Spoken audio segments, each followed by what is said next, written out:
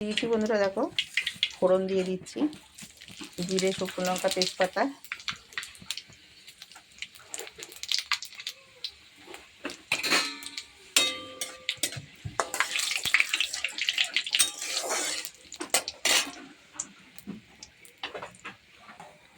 এবার কপিগুলো ধুয়ে রেখেছি, কপিগুলো দিয়ে দেবো।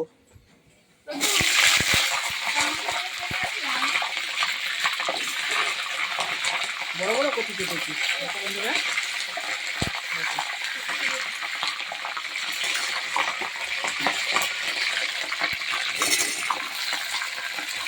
শীতকালে শুধু কপি খাও, বড় বড় কপি।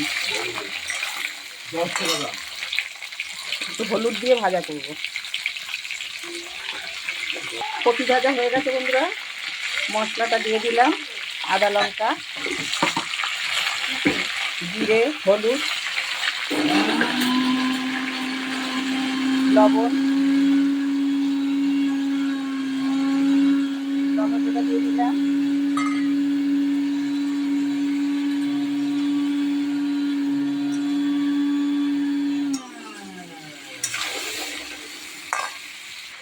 দেখো বন্ধুরা, ফুলকপি, আলু, টমেটো দিয়ে আমার কষানো হয়ে গেছে।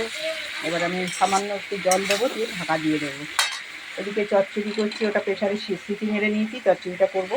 ভাত হয়ে গেছে, জলটা দিয়ে দিচ্ছি, অল্প জল দেবো।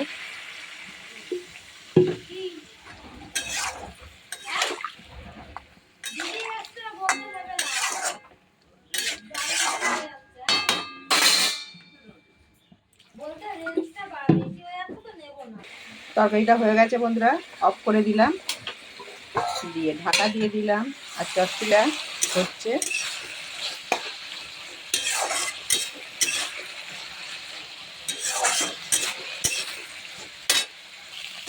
চচ্চড়ি হয়ে গেছে, এবার নামিয়ে দেব। তলায় লাগা লাগা লাগা লাগা মতো হয়ে যায়, চচ্চড় করে তখনই নামিয়ে দিতে হয়। হয়ে গেছে,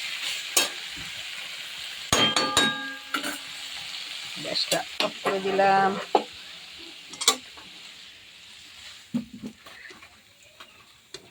ব্যাস,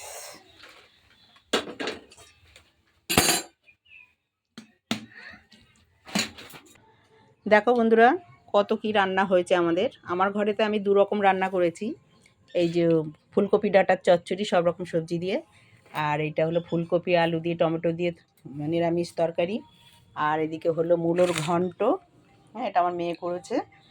আর এদিকে হচ্ছে ডিম আলু দিয়ে তরকারি, হ্যাঁ ফুলকপি দিয়ে ডিম দিয়ে আলু দিয়ে তরকারি। আর এটা হয়েছে শুটকি মাছ। আজকে রবিবারের বাজার, একটু মানে আঁশ না হলে হয়, তাই শুটকি মাছ করেছে আমার মেয়ে। ঠিক আছে, তা আজকের ভিডিওটা এই অবধি। আবার আসবো, পরের ভিডিওয়ে দেখা হবে। টাটা, ভালো থেকো, সুস্থ থেকো।